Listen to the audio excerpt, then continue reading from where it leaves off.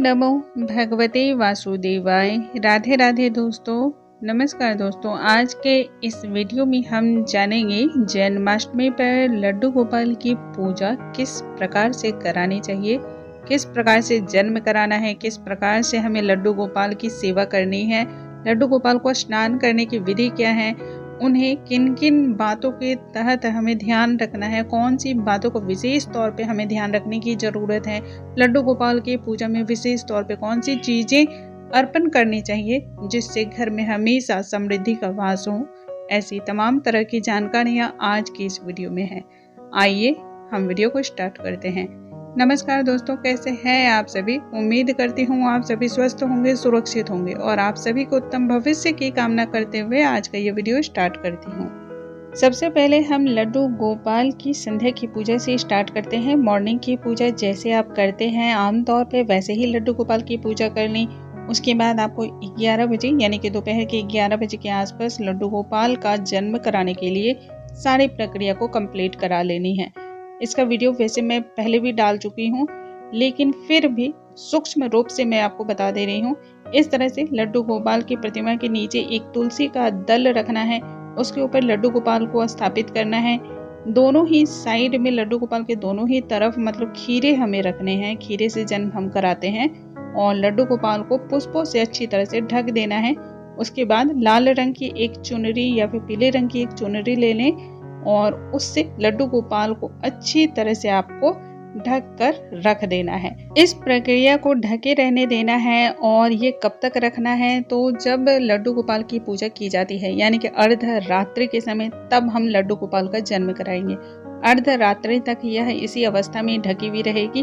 अर्धरात्रि यानी कि जब 12 बज जाएंगे तब हम घंटी, शंख, नाद वगैरह करके एक उत्तम और शुभ ध्वनि से जो है लड्डू गोपाल का जन्म कराएंगे। उसके बाद हमने जो ये खीरे रखे हैं इसे बढ़ाते हैं। बढ़ाना इसे कहते हैं, काटना नहीं बोलते हैं। तो बढ़ाने की प्रक्रिया जो होती है इसे ही लड्डू गोपाल का जन्म कहा जाता है। बाद में इस खीरे के प्रसाद को प्रसाद स्वरूप हम सभी में बांटते हैं और ग्रहण करते हैं। अब लड्डू गोपाल का सर्वप्रथम हम स्नान कराएंगे। तो सबसे पहला स्नान जो कराया जाता है वह तुलसी के पौधे के नीचे, जो तुलसी मैया होती है उनके पौधे के नीचे कराया जाता है।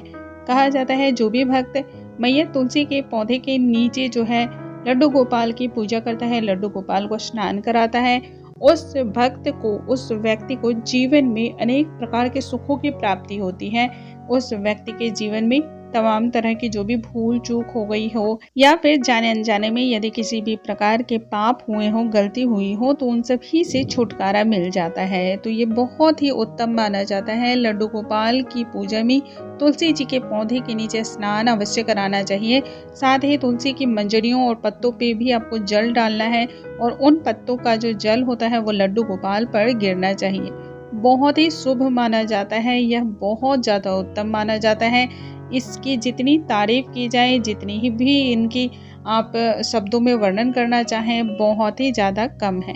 इसके बाद हम लड्डू गोपाल को इत्र मिले हुए जल से स्नान कराएंगे और उसके बाद गंगा जल से स्नान कराना होता है। दूध से स्नान कराएं, दही से स्नान कराएं, शहद से स्नान कराना होता है, पंचामृत से स्नान कराना होता है और सबसे अंत में शंख से स्नान अवश्य कराएं। यदि आपके पास दक्षिणावर्ती शंख हो तो यह और भी ज़्यादा उत्तम मानी जाती है। इस प्रकार से हमें जो है लड्डू गोपाल की स्नान की प्रक्रिया को पूर्ण कर लेना है। स्नान कराने के बाद लड्डू गोपाल को सबसे पहले हम अच्छी तरह से सुखाएंगे। लड्डू गोपाल को पोंछने के लिए बहुत ही हल्के और सूती वस्त्र का प्रयोग करें। ये माना जाता है कि लड्डू गोपाल बिल्कुल आपके अपने बच्चे की तरह होता है।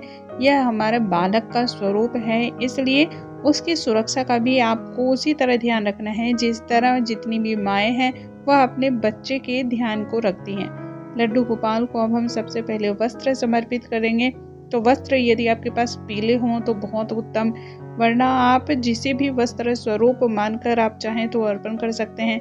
अब इसके बाद अष्टगंध, चंदन और इसके साथ ही पुष्प अर्पण करेंगे। जहाँ पर लड्डू गोपाल को हम स्थापित करते हैं उसके नीचे तुलसी का एक दल जरूर रखना चाहिए। माना जाता है कि तुलसी का दल तो हर पूजा में लड्डू गोपाल को चढ़ाना सबसे ज़्यादा अनिवार्य होता है। लड्डू गोपाल की पूजा में कामधेनु जो गाय होती है, बछड़े के साथ उनकी पूजा भी अवश्य करनी चाहिए। अब हम नैवेद्य अर्पण करेंगे और नैवेद्य में भी तुलसी का दल जरूर रखना चाहिए। इस दिन माखन मिश्री का भोग लगाएं और पंचामृत, इसके साथ ही पंजड़ियों का भी इस दिन भोग लगाया जाता है। भगवान श्री कृष्ण को ये सभी भोग अत्यधिक प्रिय मानी जाती हैं। वैसे भी भगवान श्री कृष्ण की पूजा में, लड्डू गोपाल की पूजा में 56 प्रकार के भोग लगाने का विधान है। तो आपसे जितनी श्रद्धा, जितनी भक्ति हो सके आप उतना ही करें।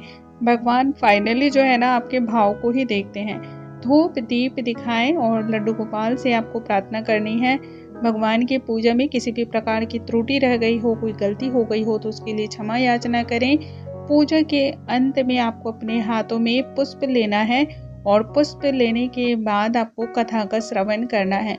देखिए, किसी भी पूजा की पूर्ण फल की प्राप्ति के लिए संपूर्ण नियमों को निभाना भी उतना ही ज्यादा जरूरी होता है। श्री कृष्ण जन्माष्टमी पर सुनी जाने वाली व्रत की कथा को बहुत ही जल्द अपलोड कर दिया जाएगा, तो उसको भी आप जरूर श्रवण करें। कहा जाता है जो भी भक्त इस दिन, जन्माष्टमी के दिन, भगवान श्री कृष्ण की कथा को कहता है, सुनता है अथवा किसी दूसरे को सुनाता है, उस व्यक्ति को वैसे भी सारे पापों से मुक्ति मिल जाती है, सभी प्रकार के सुखों की प्राप्ति होती है, कामनाओं की प्राप्ति होती है।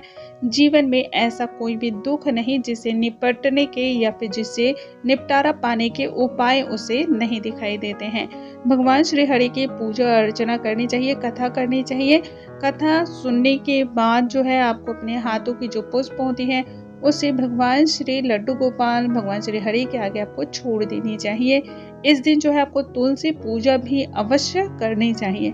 इस प्रकार से आप संपूर्ण पूजा प्रक्रिया को पूर्ण कर लें और उसके बाद क्षमा याचना सबसे अंत में अवश्य करें। किसी भी पूजा की पूर्णता के लिए क्षमा याचना अति आवश्यक है, क्योंकि हम सभी अज्ञानी मनुष्य हैं, किसी भी प्रकार की त्रुटि रह सकती है। उसके लिए भगवान से क्षमा याचना करें और अर्धरात्रि के बाद सारी चीज़ों को जब हो जाती हैं, पूजन हो जाती है, आरती वगैरह हो जाती हैं, तो उसके बाद आप अपने व्रत को खोल सकते हैं। व्रत को खोलने के लिए सबसे पहले भगवान के चरणामृत को आपको लेना होता है, या फिर आप पंचामृत या तुलसी के दल का भी प्रयोग कर सकते हैं। दोस्तों, श्री कृष्ण जन्माष्टमी की यह बहुत ही सूक्ष्म विधि मैंने आपसे शेयर की है। इसी बहुत ही आसानी से कहीं पर भी आप पूर्ण कर सकते हैं। किसी भी प्रकार की इसमें कोई दिक्कत वाली बात नहीं है। मुझे उम्मीद है आज की यह जानकारी आप सभी को बहुत अधिक पसंद आई होंगी। ऐसी और भी जानकारियों के लिए हमारे चैनल पे बने रहें। अगले वीडियो में हम एक नई जानकारी के साथ फिर से मिलेंगे। तब तक के लिए नमस्कार दोस्तों।